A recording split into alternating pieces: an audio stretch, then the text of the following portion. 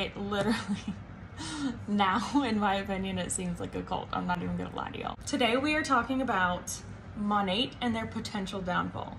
Allegedly, of course. I tried their products back in November of 2023.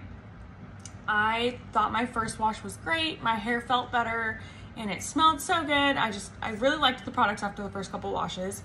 And my friend, who ended up being my upline, was like, why don't you just sell it and monetize your beauty routine, as is shared widely. Monetize your beauty routine.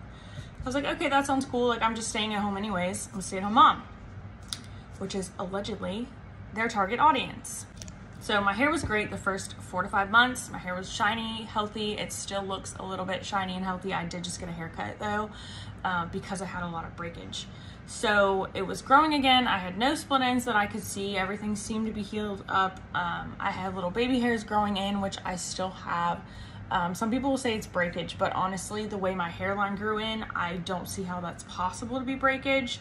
So I do think that the products did help me a little bit with that. That's why I was so confused after 4 to 5 months when I was like, okay, my hair's starting to act like it did before. My hair started getting oily again after a day or 2 of showering. It still does. I had a lot of breakage and dryness. My hair wasn't growing as fast. So I messaged my upline and I was like, hey, like, how's your hair? And she's like, great, whatever. And I was like, okay, well, mine's like really dry and I have like some breakage and I don't really know what's going on because I've been using the exact same products. They sit there and they preach on product mixing and all that. I didn't mix my products. I was only using Monat for my skincare and my hair care, okay? So she goes to her upline and asks her about it, and they were saying that maybe I wasn't using the right products for my hair.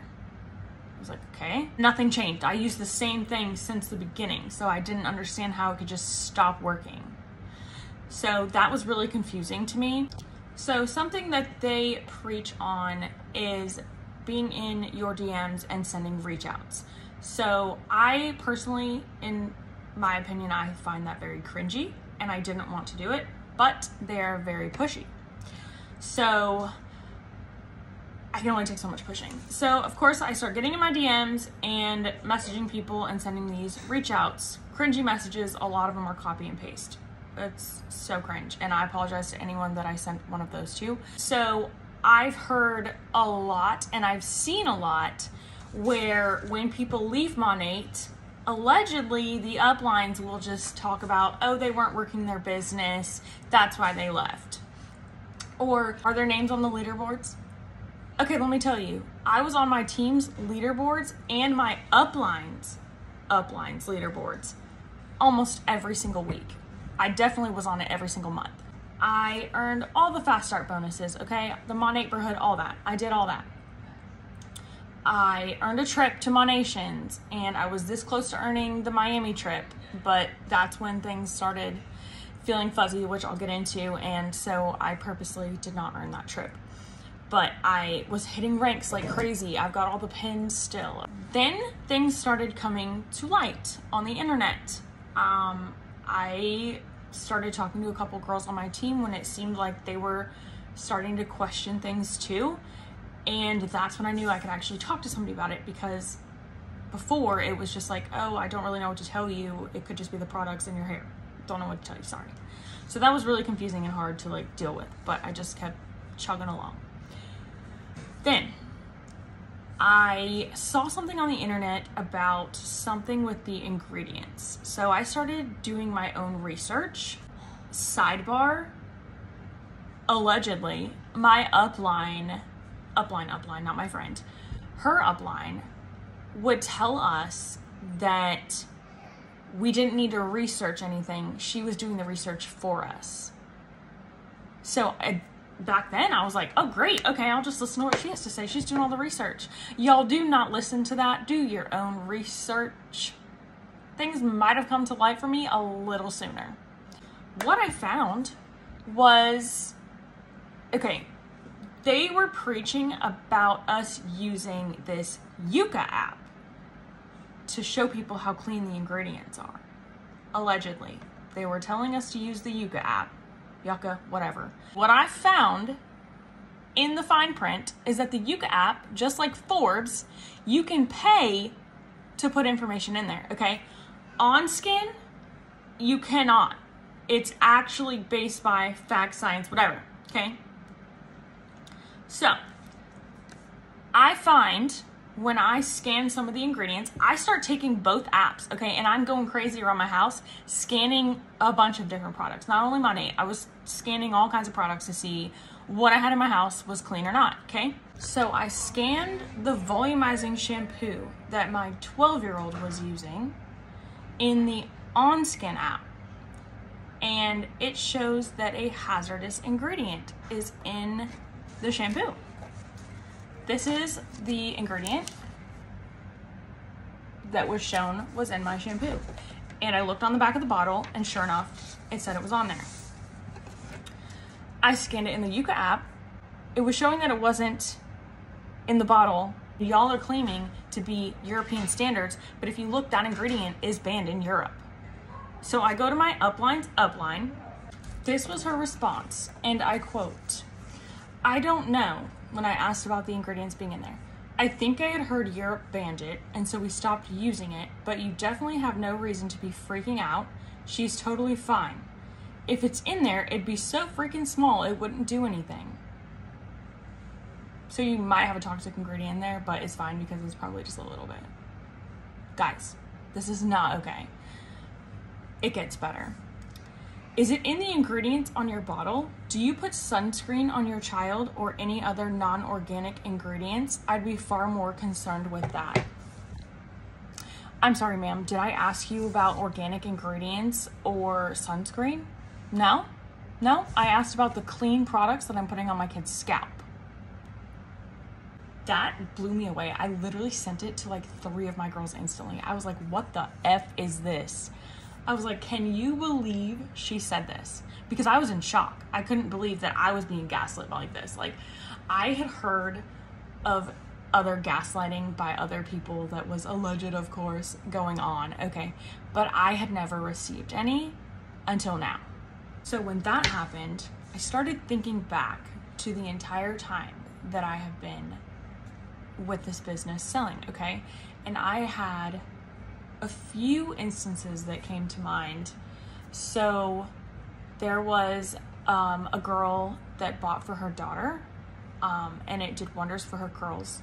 And then all of a sudden, after like a month or two, she started getting a really bad allergic reaction on her scalp to the products. She started getting really sensitive to the products. So she stopped using it, of course. Then I had another friend who we did an order swap, and she started getting really bad pimples on her scalp. And when I asked my upline about it, they were saying that her scalp was probably really oily, or she was in a detox phase, was the main answer that I got, was that she was in a detox phase, and just to keep using the products and it'll get better. I promise. So naturally, she also stopped using the products. One of my VIPs said that she had a lot of hair fall out and she stopped using it because she was freaking out. And my upline told me she just needs to stick with it, or she's product mixing. So I thought about all these instances that had happened that I had brushed under the rug because I was told all these things about it's a detox, it gets better. Then my upline started getting really quiet. And I finally asked her, like, hey, what's up? What's going on? And she told me she was stepping back and looking at everything just like I was and doing her own research. And she had a VIP that had literal bald spots. And she also was not product mixing. She claims that the products that she was using was the thickening serum, and the spots that she had been using the serum is where these bald spots happened. Month end was extremely stressful. Your uplines are pushing you to succeed because they want to hit their rank because it resets every month. So they're super pushy. They're constantly on your back, like, hey, are you in your DMs? Like, hey, you just need this, you just need this, you just need this. I get being helpful, but it's a little much. Point where I was getting agitated at home, And that's never good. That's what this is supposed to not be. So everything that this claims to be for you, oh, it's a great experience, you stay at home, you only work a few hours from your phone, is what they're claiming, allegedly. No, you literally have to be on your phone in your DMs all day. Because not only are you starting conversations, but you have to have long conversations and really get into depth and getting to know people before you push your products onto them. That takes a lot of time. And I don't know about y'all, but I don't have time to be sitting here on my phone in my DMs all day. So you have these top people leaving. You have Stuart McMillan's lawsuits coming back out. Things are starting to get a little sketchy around here. So I step back, then my upline steps back, some sidelines step back. My girls are all stepping back, looking at the big picture, like what's really going on here.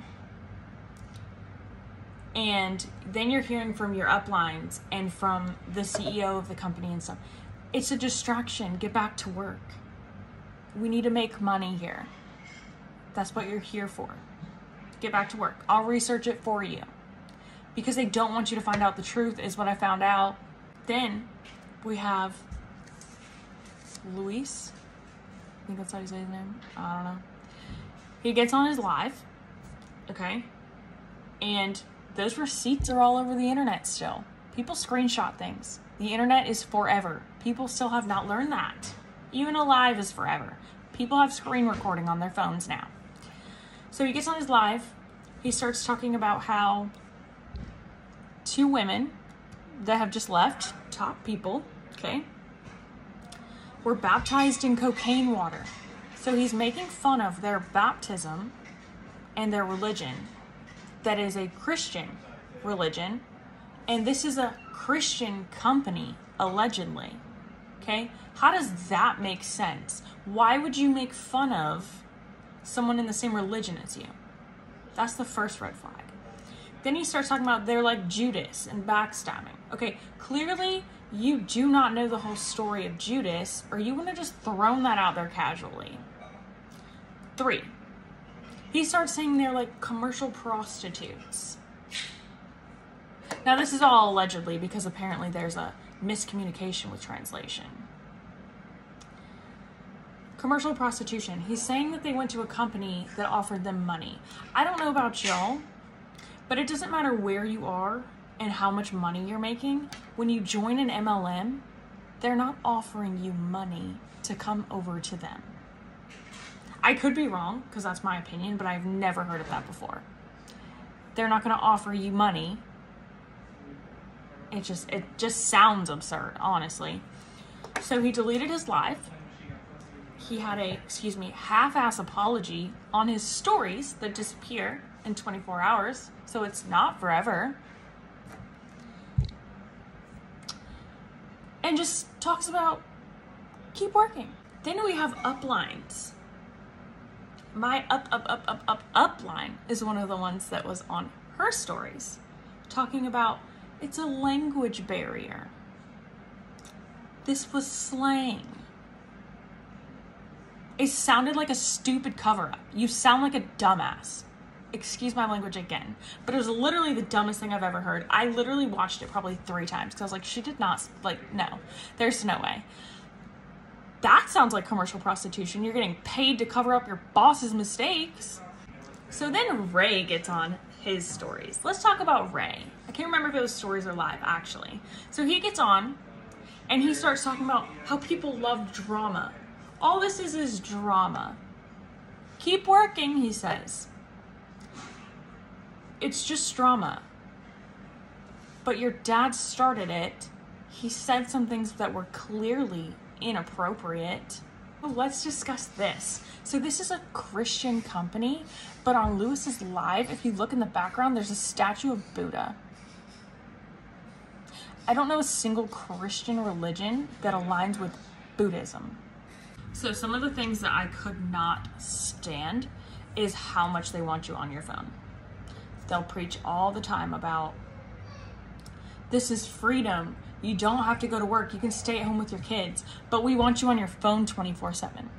Also wanting you to get on opportunity calls and trainings and Zoom meetings. So not only is the actual company hosting these, but you have all 6 of your downlines constantly sending you Zoom calls and trainings to get on. But then they will preach in these videos that these trainings aren't working your business. You need to actually go work it. Mind you, these calls are like at least an hour.